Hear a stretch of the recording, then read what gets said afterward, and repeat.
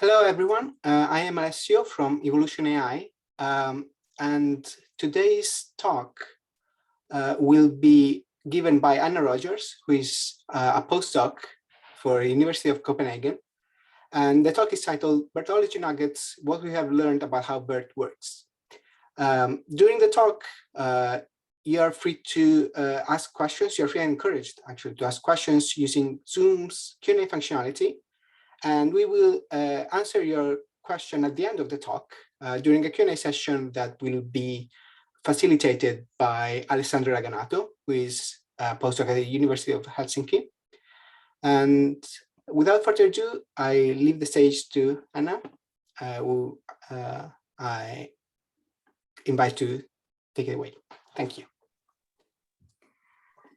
Thank you for such a warm welcome and for inviting me here. I'm Anna Rogers, and I am going to share a collection of findings and thoughts about analysis of BERT. And the slides for this talk are available at my homepage. So if you'd like to get the links for anything you see, you can get the slides there. So in particular, we are going to discuss the following subtopics.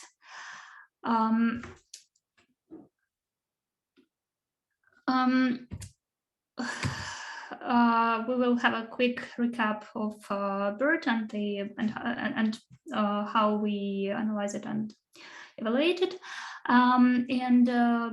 We will talk about the self-attention and what it is that BERT learns, and some thoughts about lottery ticket hypothesis for pre-trained transformers, and what does it take to disrupt BERT.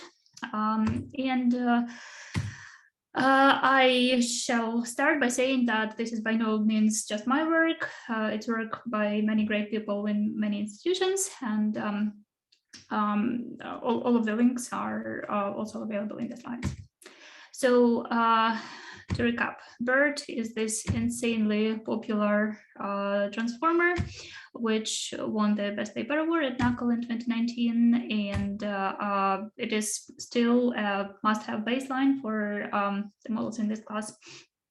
The paper itself by now has nearly 30,000 citations on Google Scholar, so I think it's fair to say it's gonna remain in history as a landmark in NLP research. The claim by Google was that the introduction of BERT enabled it to vastly improve its search engine. It was the biggest update, as I said, in years.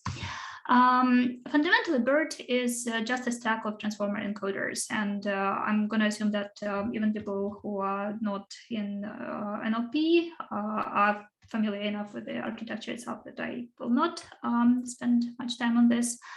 But yes, this is just a stack of transformer encoders, and the secret sauce here is those self-attention heads, which in case of NLP, I think the intuition for using them in NLP research was that these attention matrices, they allow us to capture different relations between words in the encoded sequences. And if you have different attention heads, then potentially you could encode different kinds of relations simultaneously, and then the model would be able to pick and choose whatever it needed at inference time. The base BERT model, which is the one that I will be talking a lot about in this talk, it has 12 layers and 12 heads. And that's small by today's standards, but was pretty big when it first came out.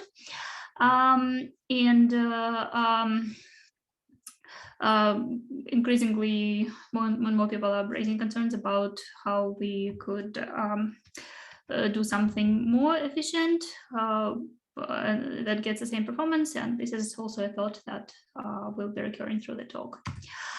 One thing that BERT did for NLP is popularize this pre-train plus fine-tune architecture, where we first pre-trained the mask language model on a large corpus of, in case of BERT, it was fiction texts and Wikipedia. And then this pre-trained encoder, we add another layer and we fine-tune it on the downstream tasks, which may be regression or classification tasks. The pre-training tasks in BERT itself, there were two. There was this mask language model where we randomly mask some percentage, 50% of tokens, and try to guess which token is missing. And the next sentence prediction, where the model is shown two sentences, and then it tries to guess whether the sentences follow each other or not. And how do we know that all of this works? There's a bunch of standard benchmarks that the community has been actively using, and by far the most popular is GLUE. And this is an old screenshot, so I'm sure this is no longer the state of the art, but even in this old screenshot, you can see that the human baselines are number 10. So it is the leaderboards like this that enable people to say that NLP models have by now surpassed humans in natural language understanding.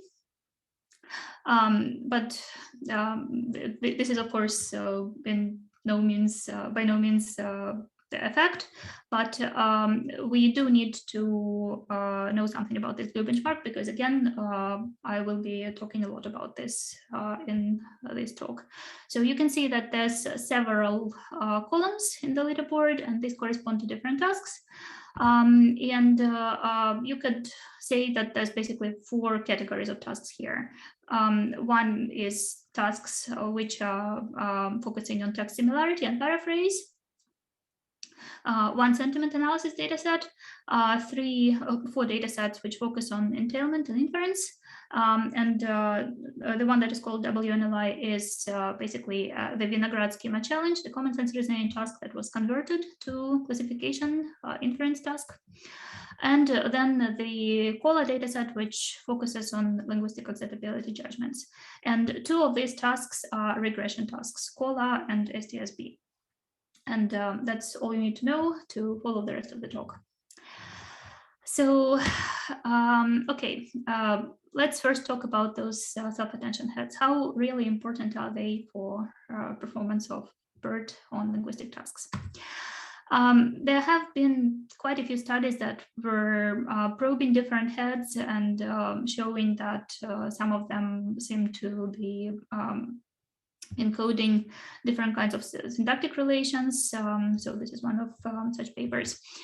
And intuitively, it makes sense. We would expect a transformer to leverage this self-attention to encode something like syntactic relations, because, well, it just makes sense intuitively. But if you actually look at the self-attention maps, which you get if you encode some sequences, you will see that you could broadly classify the attention patterns into the following 5 types. One is the vertical attention, and we find that these vertical lines correspond to self-attention predominantly focusing on the classification token, the CLS token, and the separator token, the one that separates 2 sentences if you encode 2 sentences. So basically special tokens, or in many cases, it also has such pattern focusing on punctuation or very frequent words. So that's one attention pattern. Another one we call diagonal. That's basically attention to the previous next word. There's a combination of that, of the 2, vertical and diagonal. There's a block attention pattern where if you have 2 sequences, basically it more or less attends uniformly to both of them. And if you have 1 sequence, then it is pretty much uniform across the sequence. And then there's the pattern which we call heterogeneous, which is neither of those. And I think it's fair to assume that if anything linguistically non-trivial is going on, it would be encoded as this heterogeneous pattern. So some relation between several tokens, which are not the special tokens and which are very prominent in the context.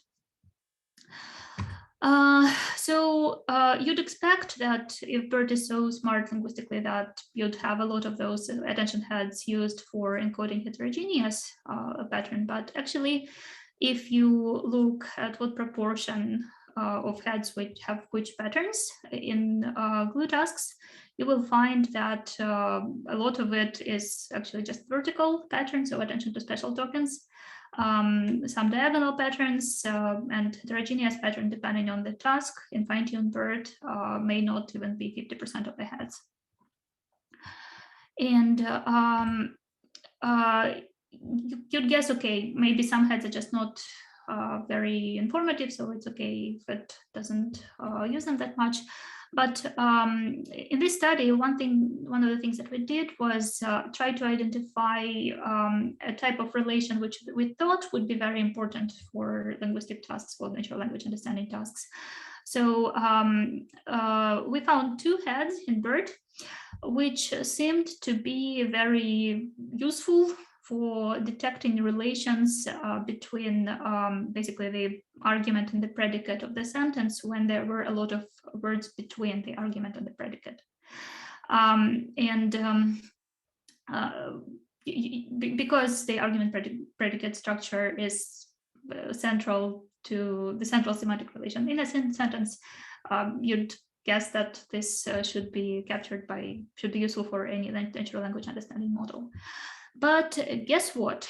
Those two heads, even though they seem to be very useful to detecting those relations, you can zero those heads out, and actually any other head, you can zero it out and get either no significant drop in performance or insignificant drop, or sometimes you will get even slightly better performance.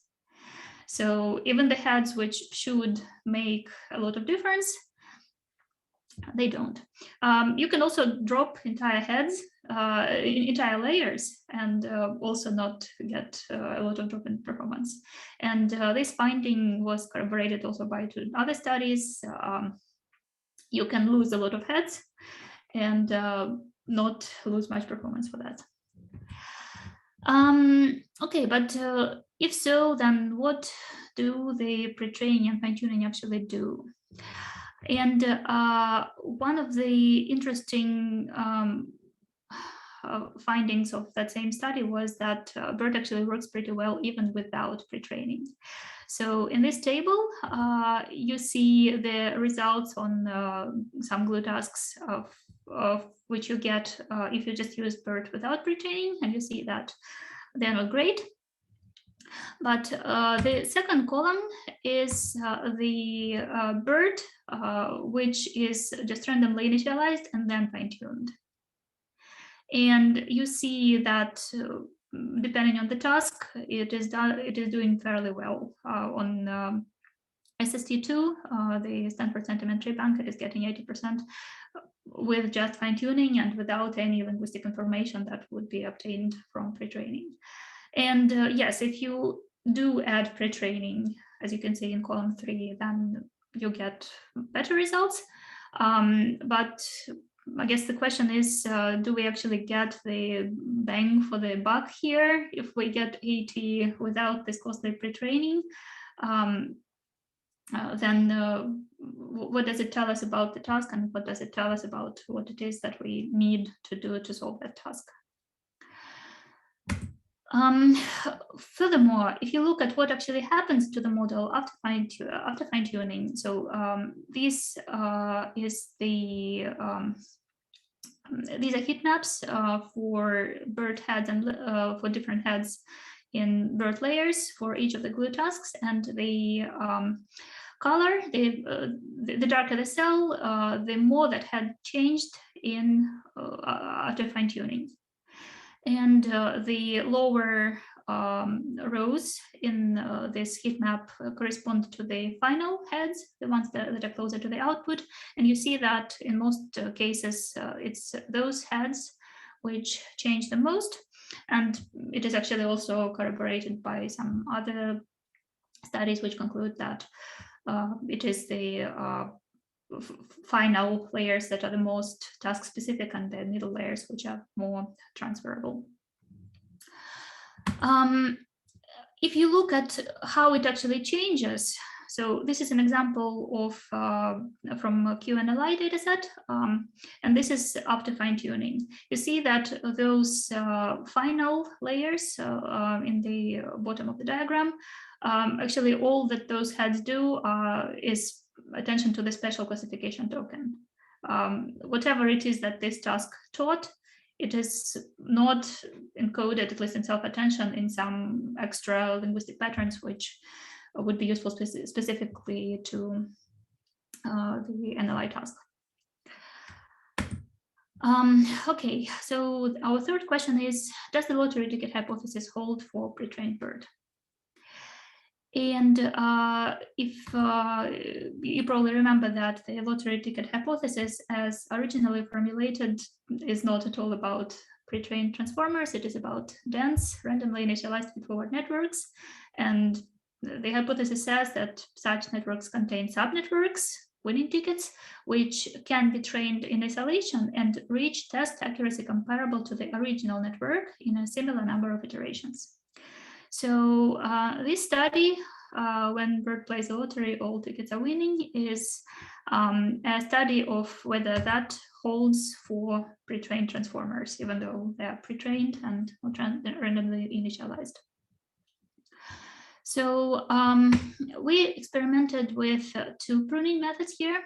The unstructured magnitude pruning is the same pruning that is typically used in lottery ticket hypothesis work. So you select the smallest weights to prune.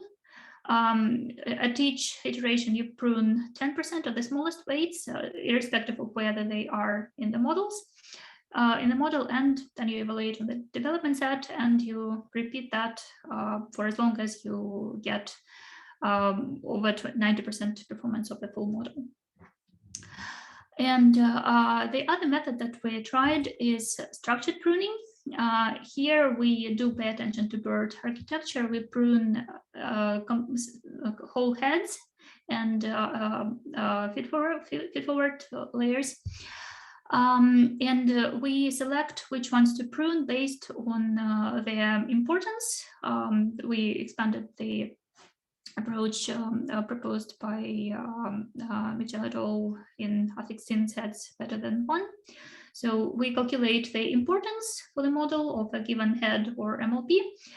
And we prune 10% of heads and one MLP, the ones that are the least important per iteration.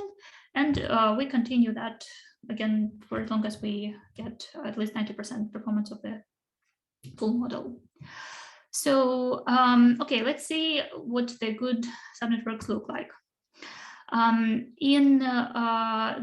This shows the same QNLI task, and on the left you see the good subnetwork, which is obtained by magnitude-based pruning. The top number in each cell shows how many weights survive, and the bottom number shows what is the standard deviation between 5 runs. On the right, you see the good subnetwork, which is obtained by structured pruning. And here, the top number means basically how many times out of 5 this head survived the pruning. And the bottom number is, again, the standard deviation. So you can see that these two pruning methods give fairly different subnetworks. It's not the case that some weights are consistently concentrated, some higher weights are consistently concentrated in heads, which also BERT finds more important with structured pruning. Oh yes, and the bottom of the diagram shows the 12 MLPs, same principle. And for the MLPs also, it is not the case that the two pruning methods give you a similar impression of the good subnetwork. But one thing that is clear for the magnitude-based pruning is that it is quite stable. So the standard deviation is almost always very small. And also most heads have about the same number of weights surviving. So more heads survive in the bottom layers, in the final layers, about 0.45, 0.5, but in the initial layers you still keep maybe 35, 40%, so not that much of a difference. But for structured pruning, these subnetworks are really unstable.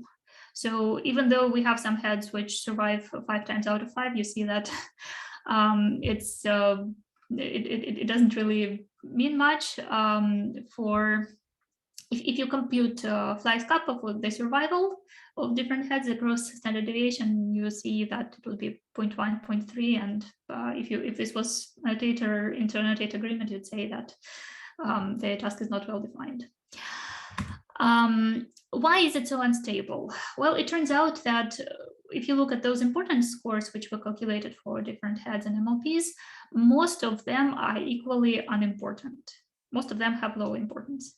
So basically, whichever one of them you take away doesn't really make a lot of difference for BERT. They are not even stable across related tasks. So if you think that if there were some heads which are very specific, very important for solving a particular problem, then the tasks which are targeting the similar problems, which would have similar subnetworks, but that doesn't seem to be the case. So on the left, you see the subnetwork for the paraphrase corpus, macroscopic search paraphrase corpus, and on the right, it's Quora question pairs. Both tasks target paraphrases, but that doesn't mean that the good subnetwork will be similar for these two tasks. And now I present an experiment which we call the good, the bad, and the random. Here we want to see basically how bad are the bad subnetworks. So we know that the good subnetworks are good, but also how bad are the bad subnetworks, and whether they would be worse than the random subnetworks. So basically what we do here is we take our good subnetworks, which were selected by the two pruning methods, and then we use basically the reverse of that method to find the worst possible heads, the worst possible subnetwork.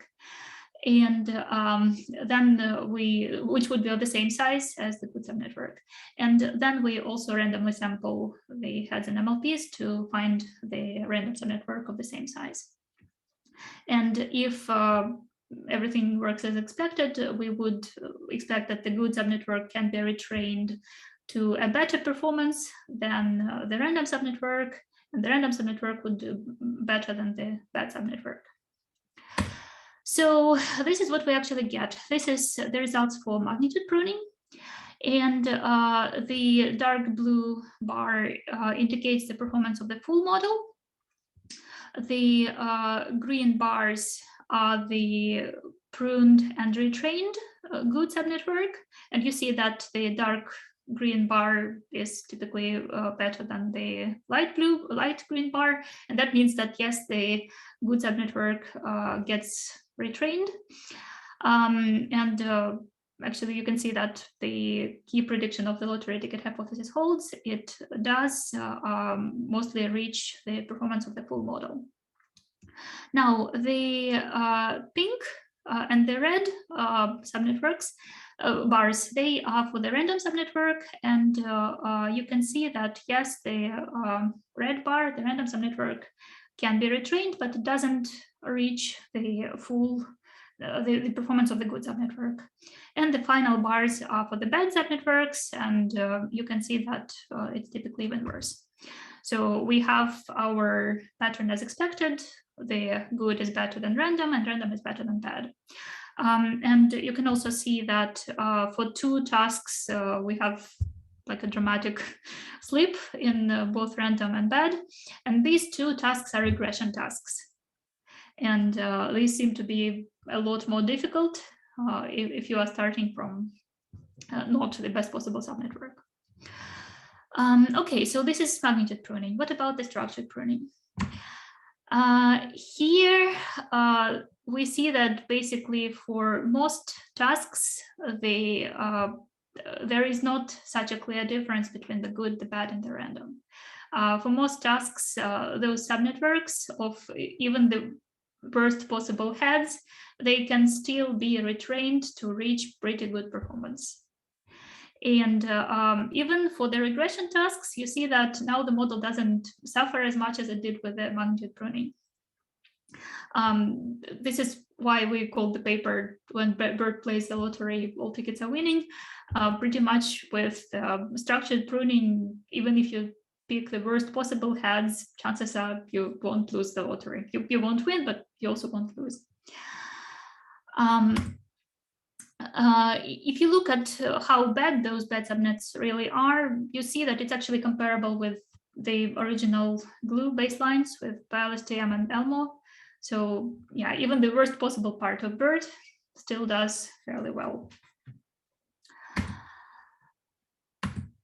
Okay, now is it the case that those good subnetworks at least have more of those potentially linguistically informative heads?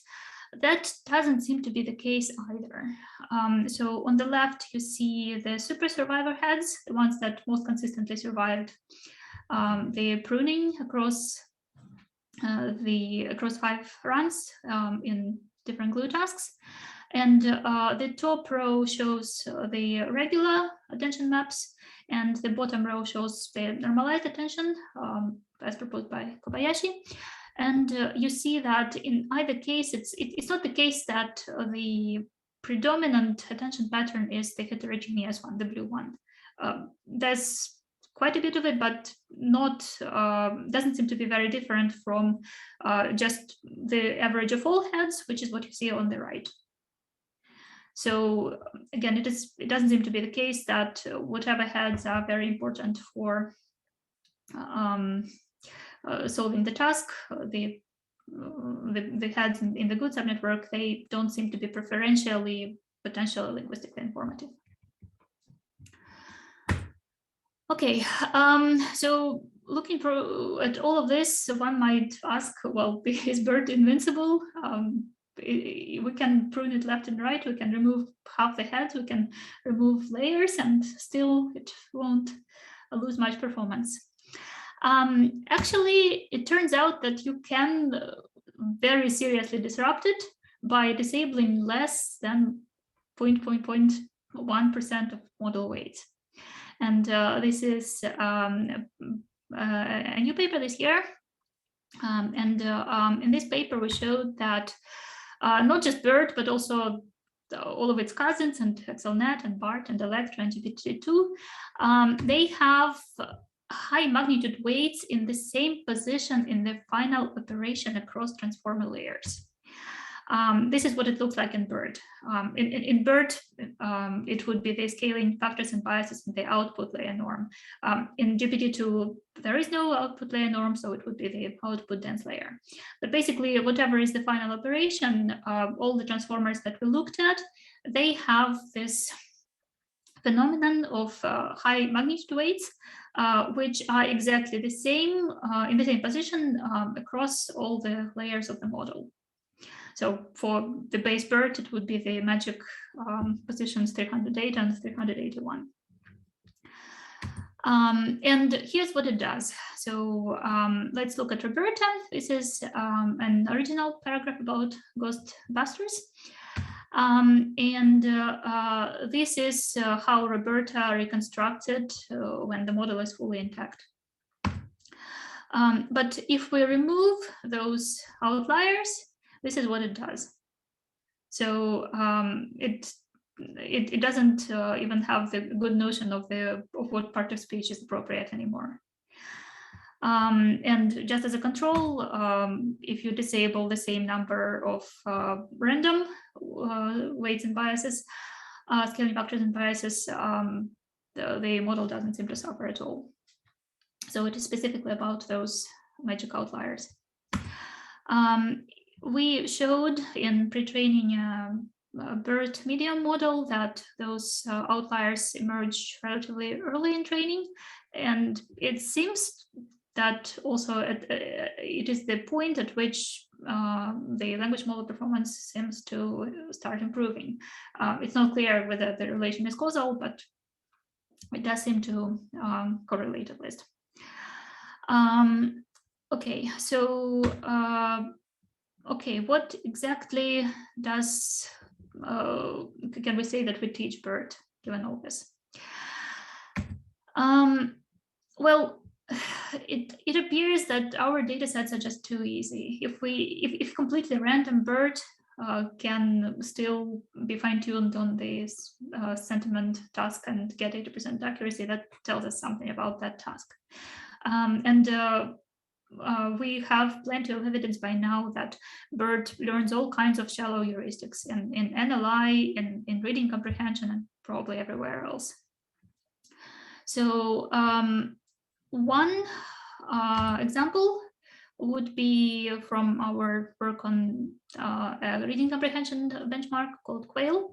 So if you have a text which says John bought a used car, you could ask what kind of car did John buy, and lots of quote questions are actually like that. But this is an easy question because lots of words are the same in the question and in the text, so and all the model needs to do is some pattern matching. So what if you ask more difficult questions? What if you paraphrase them? Like, what kind of vehicle did the man purchase? Now you don't have as much lexical overlap anymore. And we showed that BERT loses a lot on paraphrase questions based versus non-paraphrase questions. Actually, sometimes even more than an older non-transformer based model called Trian. So clearly it does learn that lexical overlap is important for finding the answers to questions, and that's not what we would like to call reading comprehension. Another example is the same kind of lexical overlap strategy in the inference task. So we know that one of the glue tasks, MNLI, we know that it is biased. It is teaching the model that premises and hypotheses with lots of overlap should have the entailment label. So there's the adversarial dataset called Hans, and it is specifically constructed to make a model that relies on lexical overlap to fail, because lots of sentences which have lexical overlap no longer should have the entailment label. Okay, so given that data, we have experimented with a bunch of different BERT-based architectures, trying to basically get it to generalize better. We played with vanilla BERT as baseline, and Siamese BERT, and adapters, and explicit debiasing. Basically, at least in our experiments, all of that failed. If it were to generalize better, you'd see that the performance on Hans on the adversarial dataset would be better than the random baseline, which is 50%, but it is not. So none of what we've tried so far worked. And there are a few studies that show that it is possible to use this biased data set and succeed on adversarial data, but most of these approaches are by either augment the data or somehow use the biasing not post hoc as with hex projection method. So at least with these approaches, I think it's fair to say that they did not work, but it does seem that the larger BERT-based models generalize better. So here you see the small BERTs from tiny to medium, and none of them generalize. If they were to generalize, you'd see that they would have good performance on Hans, which is plotted on the y-axis here. So that doesn't happen. But the larger models do seem to generalize better, and also they it's not that they immediately generalize better, but you also need to pre-train them for longer, to fine-tune them for longer. So and there's another study that also shows that basically there's little data in MNLI that is like the adversarial data, but the model takes a longer time to learn and absorb it. So yeah, the immediate question is, can we learn to generalize with smaller models? Because if all you need is size, then shall we just pack up and go home and let Google do the job?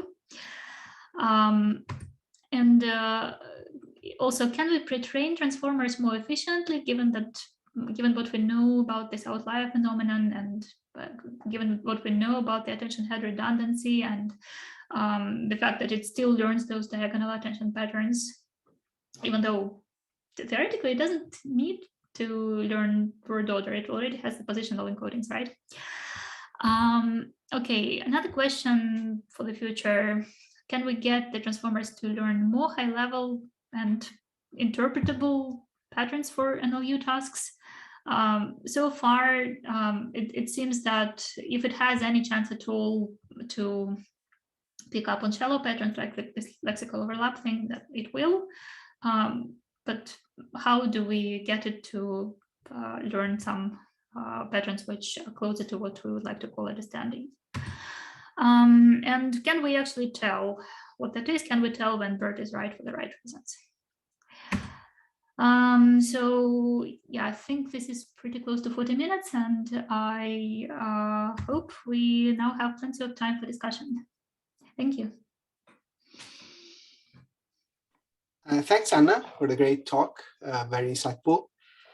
For the Q&A session, please submit your questions using the Q&A button. And then if you want to ask the question yourself, you can raise your hand. Otherwise, we will read it for you. So let's open the discussion, Alessandro. Yeah, well, thanks, Alessio, and thanks, Anna, for the great talk. So let's start with the QA. So meanwhile, we wait for some question. I will start immediately with some question about well, what you show us. So when you are talking about the disabling whole the heads, and you were looking then at also the words subnetwork. I'm just curious about, so those, let's say, the heads that are, let's say, they're bad, how they look like they were more like the vertical, they were all the diagonals as very good question. We didn't actually look at that. So I showed you the best possible subnetwork. Yeah, exactly. Yeah, would be interesting. Let me see if I can find it again. Yeah, this one. Yeah, so but it doesn't seem here that generally the distribution is very different from the average distribution. Yeah, it would be interesting to see what it's like for the bad ones, but yeah, we just haven't done that. Yeah, I was just wondering about that. And actually related to that, like there is, like, of course, like you saw that there are, like you said, that there are lots of redundancy, right? So there are lots of diagonal pattern, and so the thing is that there may be sometimes some of these ads, maybe they are just falling back on this pattern because they are actually looking for some phenomena that is, let's say, is not in those sentences that we are looking for.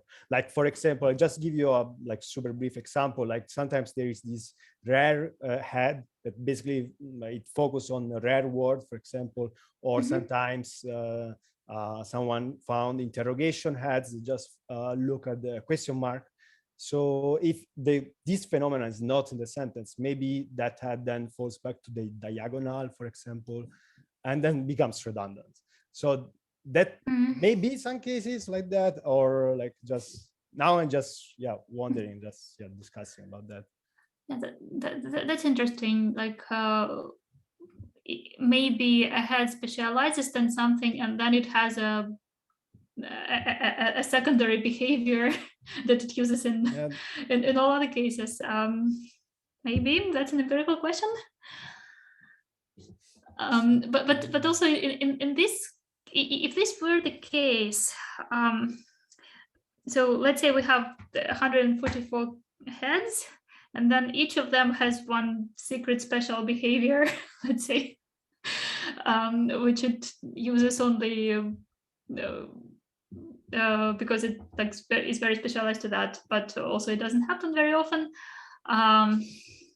Yeah, I don't know that. Like, would that be an efficient way to tackle language?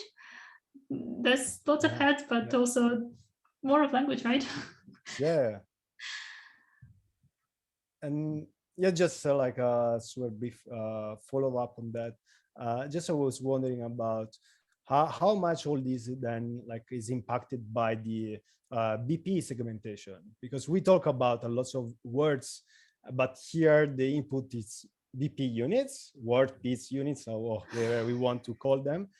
And as also objective function, then there have been some works in which instead of doing, well, they do mask language modeling, but on word level, let's say, in order to improve it. So like having an actual notion for the model that the word exists and not just BP units sometimes.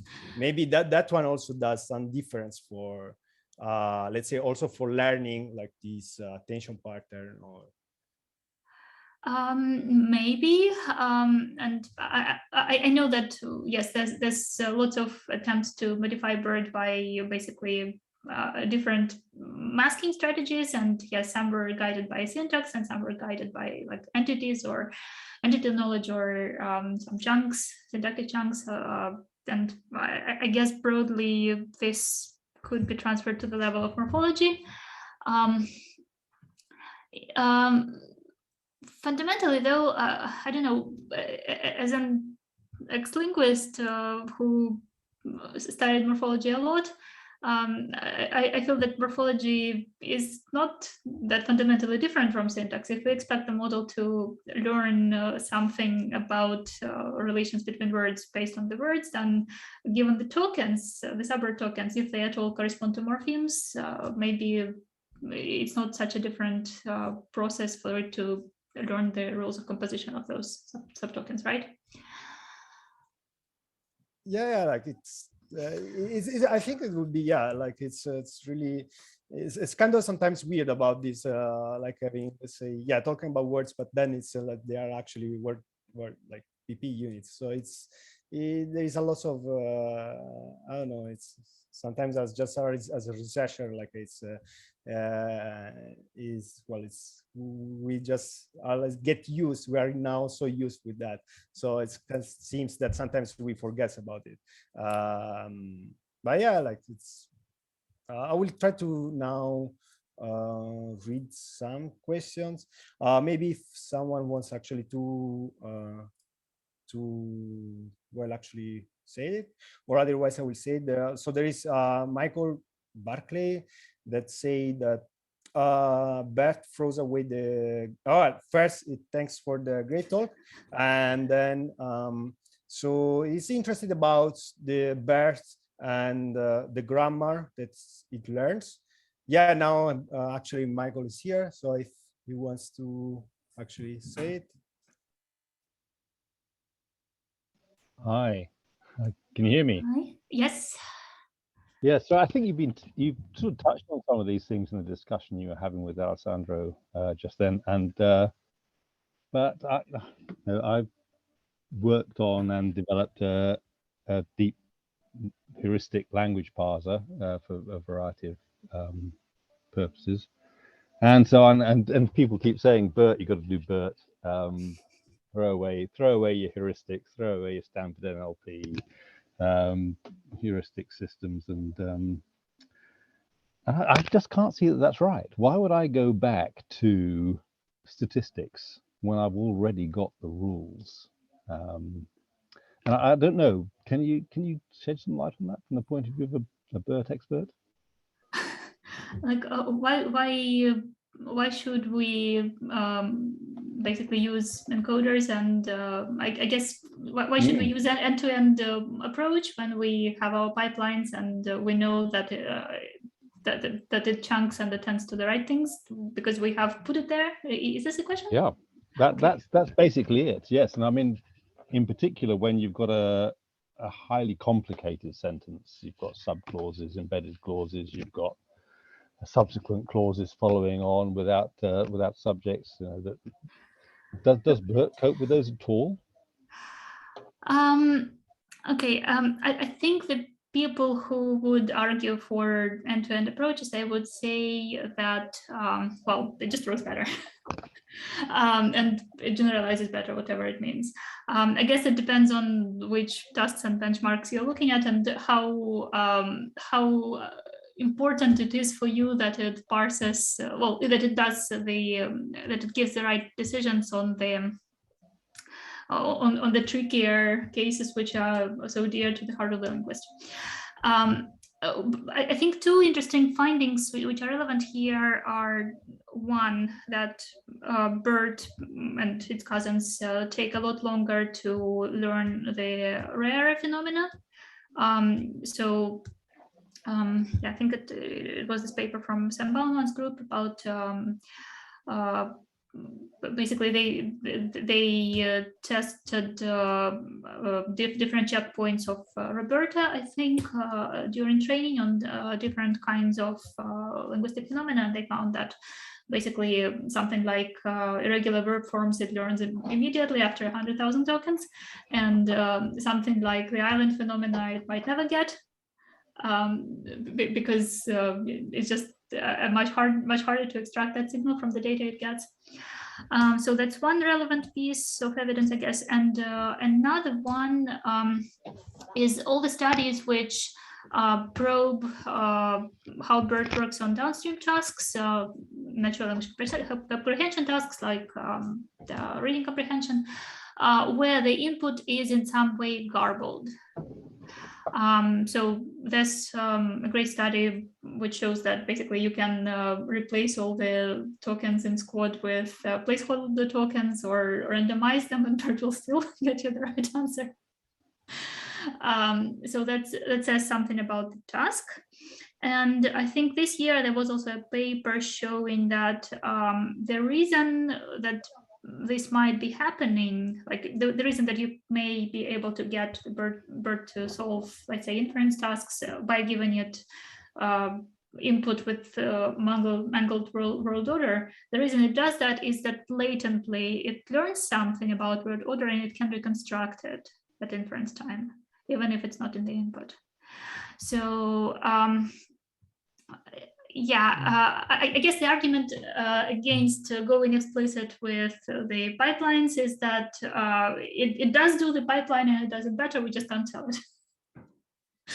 I'm not sure to what degree I allows us personally buy it. to express infinite sort of things. So you keep talking about the edge cases, but the edge cases are infinite, aren't they?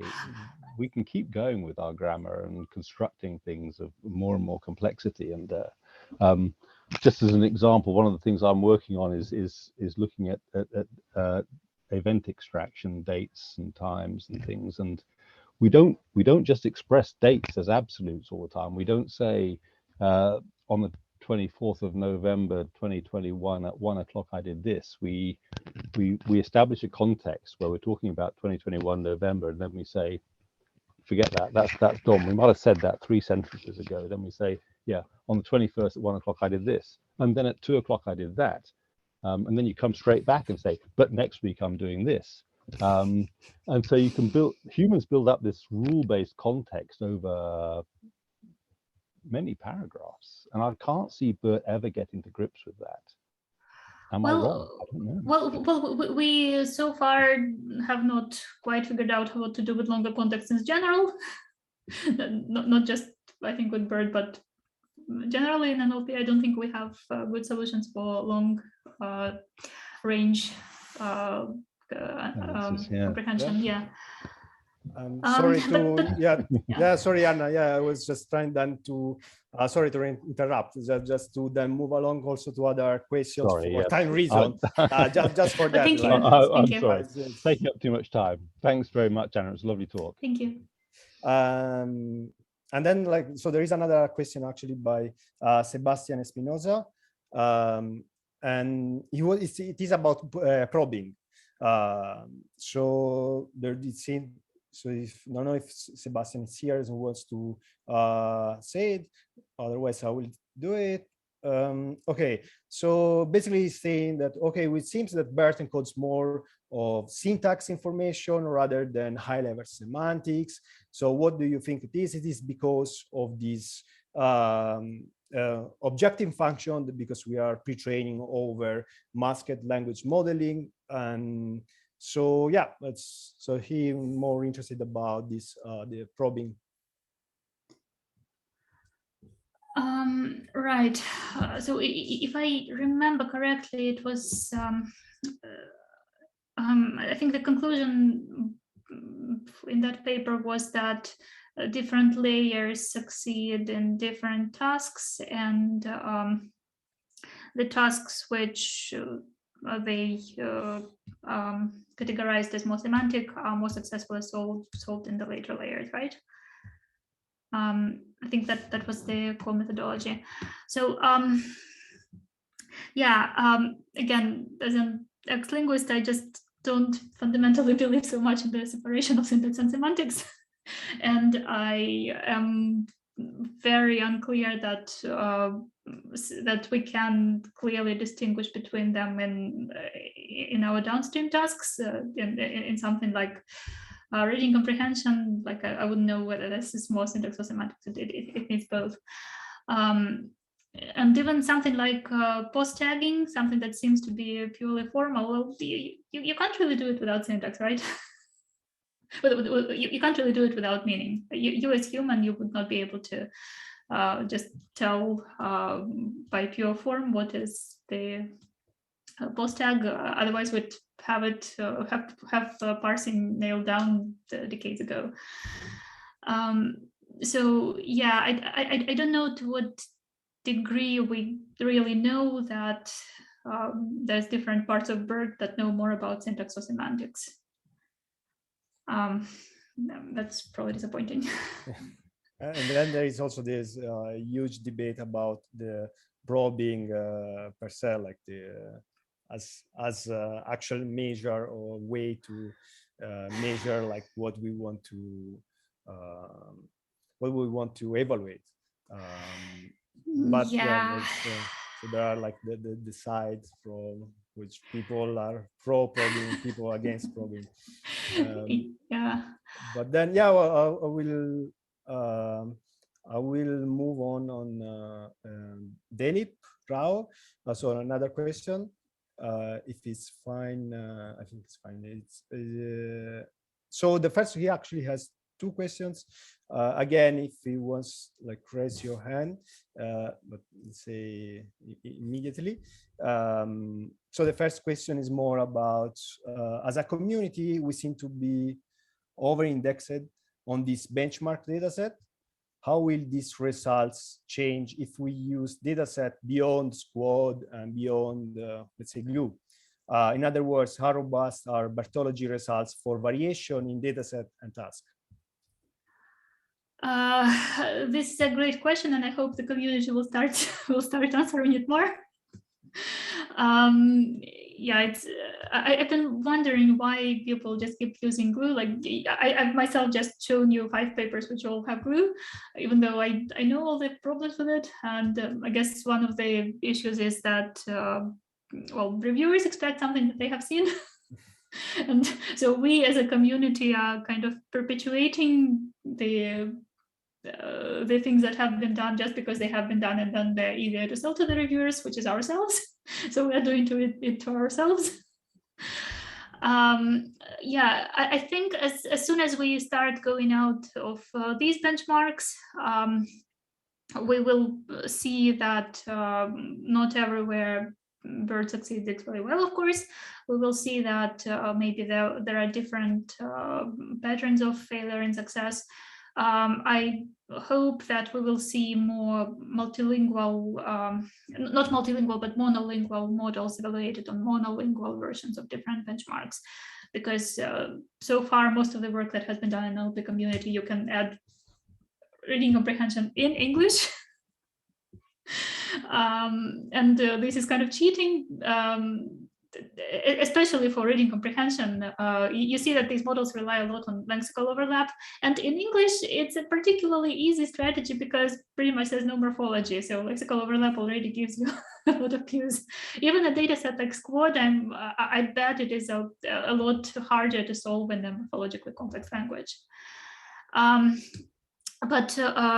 Yeah, I hope that this will happen and people will show that no, the same patterns don't hold. But also I'm kind of pessimistic that this will happen because see above, we as a community expect to see the same thing when we review. I showed you an example of this adversarial, of this reading comprehension data set with an adversarial subset, which showed that yes, BERT fails if you paraphrase the questions. Yeah. Has it become popular and as widely used? Of course not. Yeah, and well, for so I will say now the second question, and I think then after that we will stop it for again for time reason. So the second question again about by Dalip was what are some lesson ideas that we can take away to improve training efficiency in future large models from these results? And I will like slightly add on with this question, like for large models and also small models, like we have all these results, maybe we can also like try to well incorporate some of them in small, train better, like smaller network. Yeah. Okay, so one thing we have learned is that, okay, what does it learn? We know what it learns. We know it learns those redundant patterns. We know it learns those outliers. So one obvious direction is, can we somehow make it get there faster? Because we know where it needs to get. Maybe we can come up with some clever initialization that will get it there faster. So that's one application. As far as okay, there's plenty of studies which show that it's possible to compress and distill the model in all kinds of ways, and these should be possible because of this redundancy that we have seen. But also the million-dollar question is, can we train from scratch a small model that would be as good as a compressed big one? And so far, like, I think Lena Voida had an experiment on that. It was not BERT, it was the transformer for machine translation, but they compared the pruned model with the model that they tried to train from scratch, but would be the same size, and that didn't work. Yeah, I think it was the paper about the heavy lifting, how the few heads do the heavy lifting. So that's all I've seen on this side so far. Okay, well, like I guess we basically now are done for the time. So thanks again, Hannah, and I will give now the floor to Alessio. Thank you, Alessandro. Yeah, unfortunately, time is up, so we need to wrap up for today. Thank you again, Anna, for the very interesting talk. Thank you, Alessandro, for the great follow-up discussion, and to all of our participants for attending. And that will be it. Take care.